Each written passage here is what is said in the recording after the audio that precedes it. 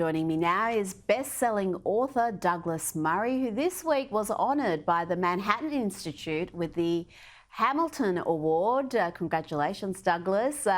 Let's talk about Kevin, though. Oscar winner Kevin Spacey, who has broken his silence to hit back at his accusers and the media hit pieces that have destroyed his reputation.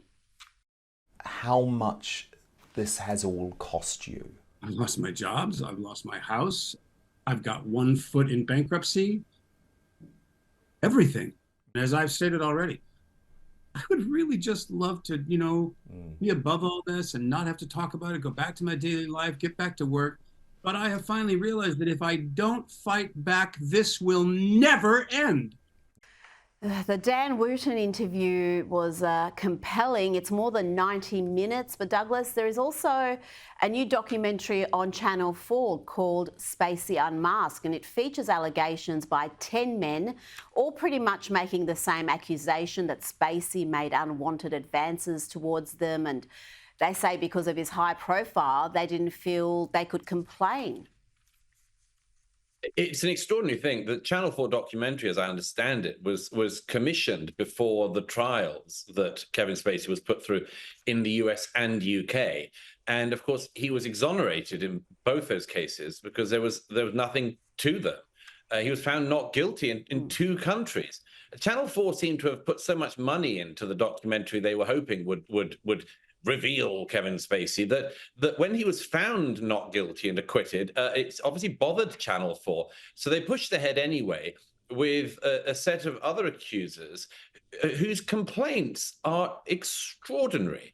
And extraordinary not because they're extraordinarily serious, but because, first of all, they go back, one of them goes back 50 years almost. Now, I mean, if anyone can say what they think they were doing 50 years ago, I challenge them to it. But every single one of the allegations, there's about, I think, 9 or 10 of them, are people saying things like, he stroked my thigh once when we were working together. Now, as I say in The Spectator this week, the interesting thing that's gone on in the post-Me Too era is that there are things that cannot be said because they involve men and women. And we all know what incredibly dangerous terrain it is for any man to say anything about a woman these days. But when you take the women out of the equation, as with the Casey space, because this is about men making an accusation against another man, you actually get to a truth of something which I find very interesting. One of the accusers in this Channel 4 documentary says that it seems, because Channel 4 tried to make it as difficult as possible for Spacey and his representatives to actually work out who these accusers are or understand when they happened and much more. One of the accusers seems to have sort of gone on a number of dates with Kevin Spacey, or at least met him socially on a number of occasions, one-on-one, and says that there was some flirting and he didn't like that. But then he sort of went on another date. Now, I have to say, that would seem to me to fall in the category of leading someone on. And then and several of the people said things like, I think that because of his power as a theater director and a Hollywood actor, that he dangled promises in front of me for my career, because some of these people seem to be people who are aspiring actors. But here's the thing, Rita. As everybody knows, but it becomes able to be said in a male-male context, who was leading who on here? Now, Spacey denies all of these new allegations, as he has the other ones. But I find it very interesting. Who has the power dynamic if, for instance, it's a younger male wanting to make his way in the film industry who might well decide that he wants to lead on the older, then closeted gay actor and make their own way up the acting profession for it? There's a reason why Hollywood is the place where the term casting couch was invented. And it's because throughout the history of Hollywood, there have been younger men and women who have actually wanted to get up in their profession the fast way, as they think of it. Actually, it's not the fast way. The best way, the fastest way is just sheer talent. But I think the dreadful thing about all of this is, and the Dan Wooten interview, is it shows once again that we live in this era where things that are not illegal get complained about, get blown up by dishonest media like Channel 4 on this occasion. And actually, all of it is tittle-tattle. And in the midst of it, one of the great actors of our time wants to work. I would suggest instead of Channel 4 wanting to spread more tittle-tattle about him, which no one wants to watch, how about commissioning him to be in a film which everyone would want to watch? You make some excellent points there. And I think the fact that Kevin Spacey was for so long in the closet, that adds a new layer to this story, because he had this fear of being exposed for so many years. And that is something, a power a lot of his accusers had. They could have blown his cover story. And in the end, he came out in the most bizarre of circumstances after these accusations had aired. But he concedes that in the interview. He said that the way in which he came out of the closet was a disaster. I mean, he concedes that, you know. But we live in a strange time, by the way, Rita, don't we? Because the old thing used to be, you know, sort of apologize for anything you've done wrong. He apologized for something he hadn't done, and then his life was torn apart. Yes. Now, I've got to praise you again, Douglas, because you have written a fantastic column for morons, for the college kids cosplaying being part of some sort of a terror cell on campus, chanting for intifada. You've been very good to educate them about what precisely an intifada means, but I wonder, Douglas, whether they actually know what it means. They are aware of its full meaning and they're chanting it anyway. Many of them have said in recent months, decolonisation by any means necessary. It's extraordinary, isn't it, Rita? I mean, you effectively see once again something you and I have talked about in a number of contexts, which is people who must either be sinister or silly. The sinister ones know what they're talking about when they chant for intifada. The silly ones are chanting a slogan they clearly don't understand. So let me speak to the second ones for a moment, as I tried to in this article.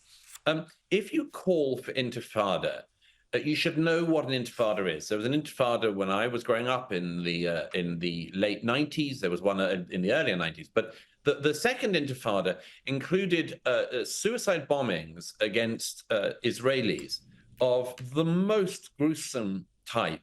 I mentioned in that piece the 2001 bombing of the Dolphinarium nightclub in Tel Aviv, where a Palestinian suicide bomber detonated by a group of young women trying to get into the club.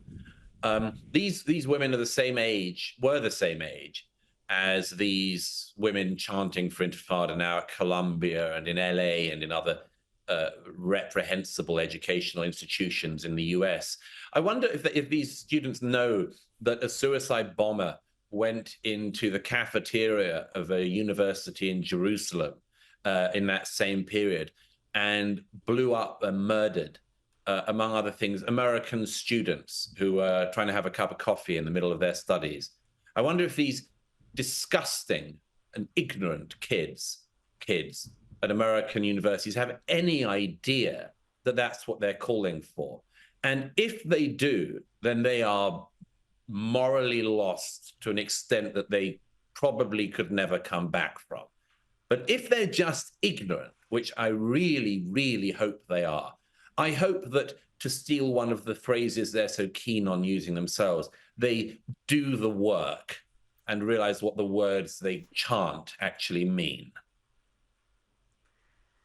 Well, that's the question, and I do really worry that so many of them do have an understanding of what they're chanting for, because some of the justifications, the mad rationalizations we've heard in recent months send a chill up your spine.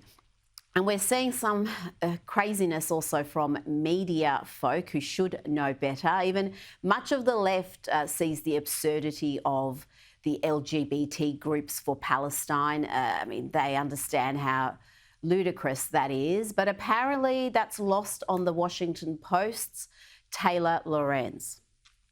Many of the people in these marginalized groups, obviously, they are fighting for Palestine, right, for the Palestinians and for what's happening in Gaza. But yet in Gaza, they would not have any freedom. you know. They don't have freedoms in Texas and Florida. Does that mean? But they don't. But I understand that. But Taylor. Texas? Oh my gosh, Douglas. I don't know exactly what rights gay people don't have in Texas and Florida, but even Don Lemon had to step in to bring some sanity to that discussion. Taylor Lorenz is a complete airhead, know nothing. She's not a journalist, never has been. And unfortunately, the Washington Post has given her a berth of a kind where she does totally unimportant work and sort of just gibbers away about obsessions of her own. But you know that what she just said there is again a demonstration of a completely lost person, a morally lost person. She's so desperate to make her points such as she can about the Palestinians or Gaza that she honestly wants to not just deny what is happening in Gaza and in the Palestinian areas towards gay people and indeed all minorities. She has to find a way to get away from that unfortunate problem that the people she's essentially on the side of, Hamas, she's downplaying what they do, that they throw gay people off buildings and so on. She's downplaying that by saying, well, it's the same in Texas. You know, I'm pretty sure, I've been a fair amount to Texas. I love the great state of Texas. I'm pretty sure you can't just throw gays off buildings there. And I'm certain that if anyone tried it, they would be prosecuted to the full extent of the law. And because actually also throwing people off buildings is, as a whole, in its entirety, illegal in the state of Texas. And not just the gays, you can't throw anyone off a building in Texas. So if Taylor Lorenz honestly wants to defend her apparently friends in Hamas to such an extent, she should realize that she should really find a new way of doing so, because all she's done here is tried to ignore the crimes of Hamas and actually smear the state of Texas, among others. And so, well, anyway, good luck to her with whatever grift she's got coming next. But it's a great shame because the Washington Post used to be a fine paper and used to employ and still does employ some very good journalists. So they must be so embarrassed to have Lorenz among their midst.